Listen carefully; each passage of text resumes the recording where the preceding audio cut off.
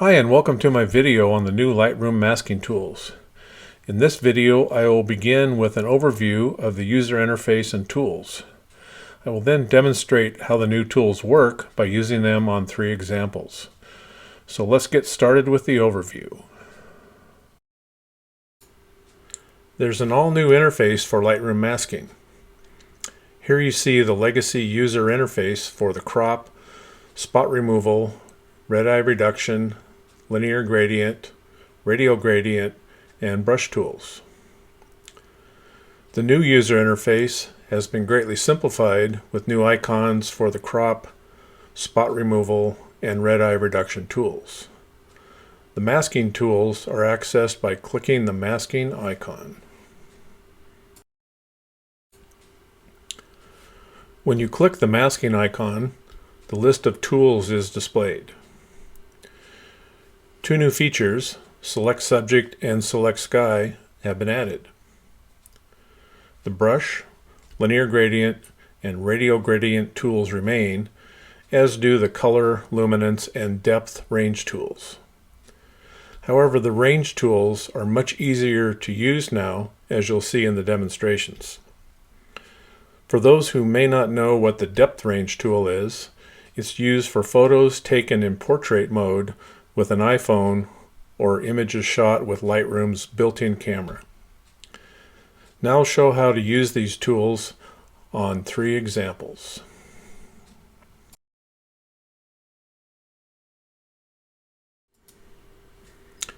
My objectives in this first example are to isolate the sky so I can bring out the details in the clouds and add some drama to the clouds. I'd also like to bring out more details in the rocks and finally add some pop to the green areas in the photo. I'll accomplish all of this using only masks.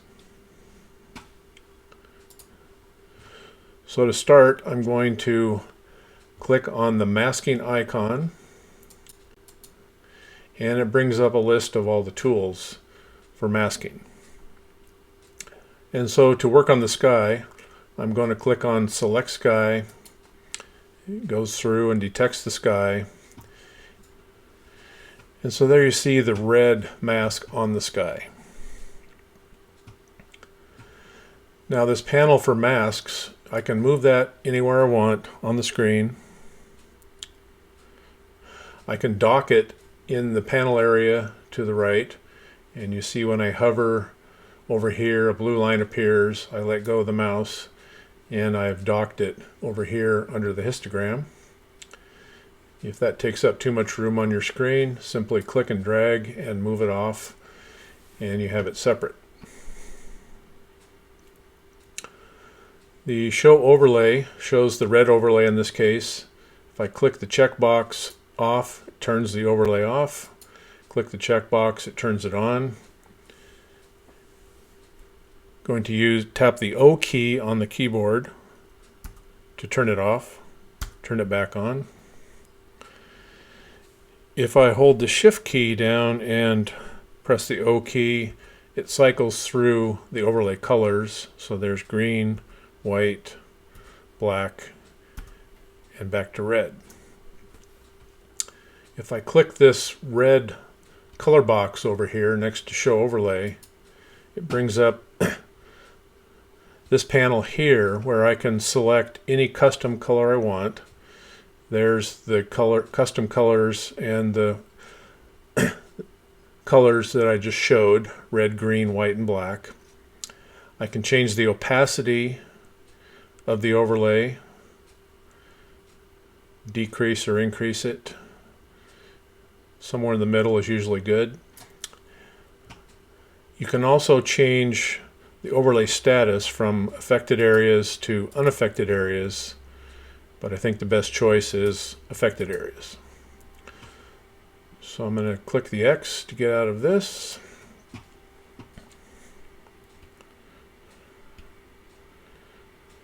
You can also access different overlay modes by clicking the 3 dots over here in the mask panel, and you have the color overlay is a good one. Color overlay on black and white, image on black and white, image on black, image on white, white on black. And so to demonstrate what that looks like, that one keeps the red overlay on, turns the rest of the image that's unaffected black and white. Image on black and white. Image on black. This is similar to Photoshop masks. And you can see there are a couple little areas that bled into the land, but that's probably okay for this, what we're doing here. Image on white, not very useful. White on black, back to the... So I'll go back to color overlay. I'm going to turn that off because I want to see what happens to the sky when I make the edits over here in the masking panel. And so I'm going to start by decreasing highlights. And you can see some of the details come out in the clouds. So I'm going to decrease that quite a bit. I'm going to increase dehaze. That'll add some contrast. Up to about there. Let's increase some clarity. Somewhere in there adds a little more drama. I'm going to increase or decrease exposure a little bit. Not too much. And maybe decrease blacks to really add some drama in those clouds. Now up here in the masking panel, I have the eyeball icon here. I can turn that mask on and off just by clicking the icon. So I see what the image looks like with or without the mask. There's without, and there's with. Okay. You can also, there's 3 dots on each of these elements in the mask, and you have some options there. You can rename them, you can intersect. With the sky, you have the additional invert, which I'm not going to do now. I'll show that here in a minute. And so the sky, I think, is done. I can always go back and edit these later. So now I want to work on the land. I'm going to click the plus for Create New Mask, and I'm going to select the sky again. There's my overlay. Now I'm on Mask 2. Mask 1, the one I just did, is down here. Mask 2 is here, and with the sky selection right below it. For this, I'm going to click the 3 dots and invert that selection. Now I'm selecting just the land, and that's what I want. Turn the overlay off, and for the land, I'm going to warm it up a bit with the temperature. So increase the color temperature a little bit, warm that up. Add some clarity to bring out some of those details, and add some mid-tone contrast. Going to increase texture just to add some texture to the land. Going to decrease highlights to tone down that bright area in the water.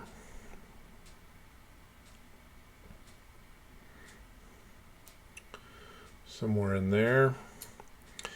And I'm going to increase shadows to bring out some of those details in those really dark areas. Okay, so the land has been edited. Click the eyeball for Mask 2 to show before and after there.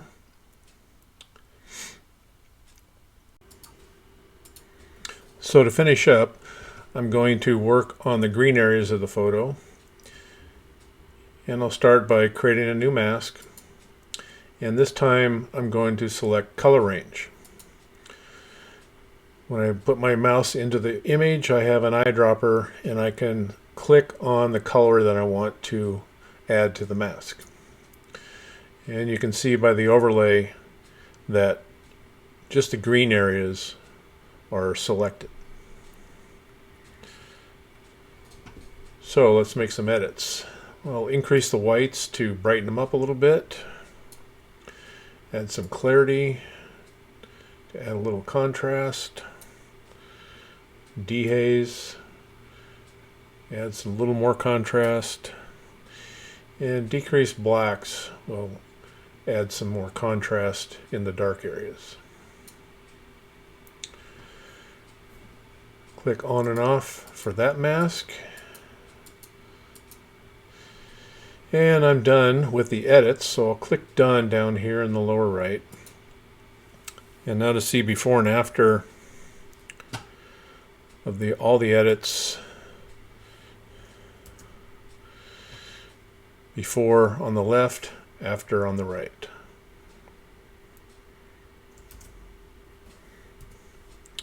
So there you have it.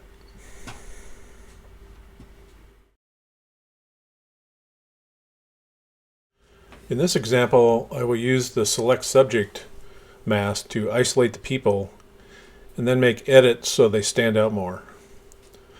We'll then use the Select Subject mask again and invert it to select the background so I can balance the exposure and help draw attention to the subject. So to get started, I'm going to select the masking icon and click on Select Subject. Tap the O key to turn the mask overlay on. You can see they're nicely selected. Now I'll make some edits, and I'm going to increase shadows, brings out some details. Going to decrease the blacks a little bit to add some dark tone contrast, not very much. Increase the temperature to warm the skin tones up a little bit, somewhere in there, and brighten them up by increasing the exposure, somewhere around there. Click the eyeball icon of the mask to turn that on and off, and that looks good. Now to work on the background, I'm going to create a new mask. I'm going to select the subject again. And there you have it. The overlay is on the subject, but now if I click the three dots next to Subject 1 under Mask 2 and invert, it selects the background and not the subjects. Tap the O key to turn that off. And here I'm going to cool down the color temperature a little bit, somewhere in there. It's pretty bright, so I'm going to turn down the exposure. Not that much. Come back right around there. The highlights, a lot of blown out highlights, so I'm going to decrease the highlights quite a bit. I want to bring back some shadow detail, especially in the covered bridge, so increase shadows somewhere around there. I want to de-emphasize the background to help emphasize the subject, so I'm going to decrease texture and clarity to help draw more attention to the subjects themselves. Click the eyeball icon for this mask. And one problem I see with this is I lost some detail in the front of the covered bridge, so I want to bring that back. And so what I'm going to do is subtract from this mask. So click the subtract, click the brush, and here's my brush, and you can kind of see that I'm erasing effectively that all those edits from the front of the covered bridge. So take it down, just stay within the boundaries of the covered bridge. It's not too critical, it wasn't that drastic of an edit, but be somewhat careful. Somewhere in there. Now the before and after, the front of the bridge is not affected and the background is. But I want to emphasize the front of the covered bridge just a little bit more, so I'm going to create another mask, create new mask, and this time I'm going to use a brush. And this time I will turn the overlay on while I'm painting, so tap the O key and start painting, and I want to paint over the front of the covered bridge. And trying to be somewhat careful, it's not super critical. The edits won't affect any areas outside of the covered bridge where I painted with the brush. Bring it down here. Basically the area that I erased from the previous mask. Tap the O key to turn that off and simply increase the clarity to bring back some nice detail. Click done because I'm done with the masking. Show before and after.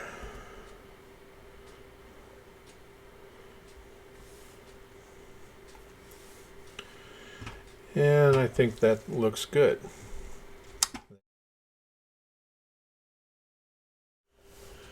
In this last example, we use the sky selection to add interest to the sky by adding contrast to the clouds and bring down the exposure a bit. I will then add more contrast to the clouds using a luminance range selection. Then I will work on the barn with a subject selection to add details in the shadows and the roof of the barn. Then I will enhance the grasses with a color range selection and end by darkening the blue sky using a color range selection. So to get started, click on the masking icon and select sky. Tap the O key to turn on the overlay. It did a fine job of selecting the sky. Tap the O key to turn the overlay off. And I'm going to decrease the exposure a little bit. Somewhere in there. And decrease the highlights about there. Before and after. That looks pretty good. So to address the dark areas of the clouds, right here, I'm going to create a new mask. This time I'm going to select luminance range.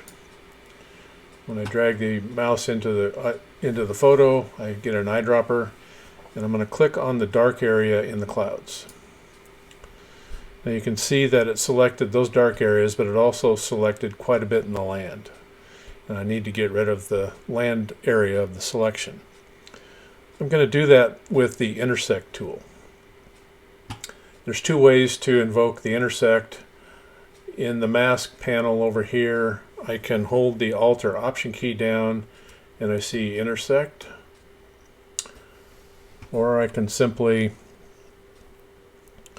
click on the three dots next to the mask and intersect with and select sky.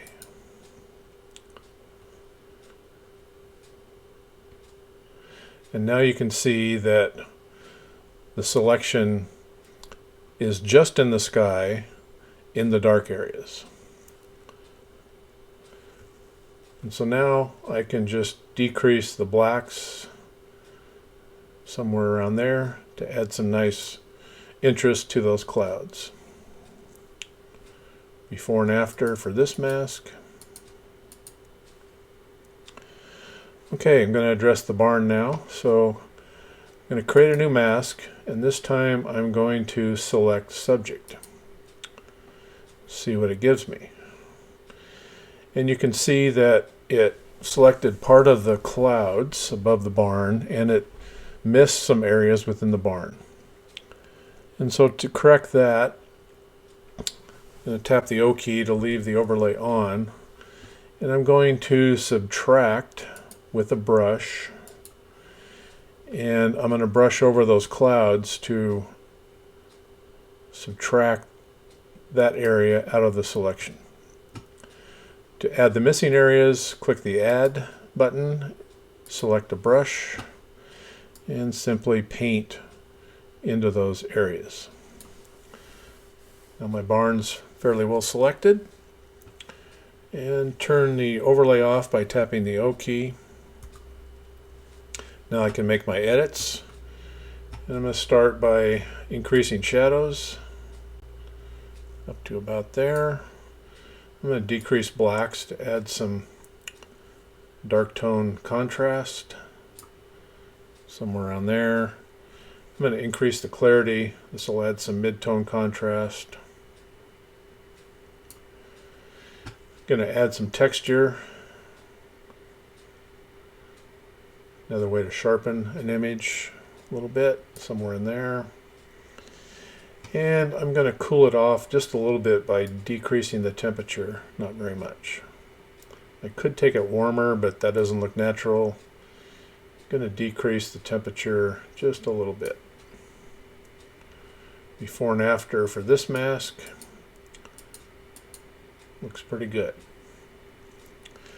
Okay, to address the grasses, I'm going to create another new mask. Click the plus, and this time I want to choose color range. Because the grasses are a prominent color all on their own, click color range.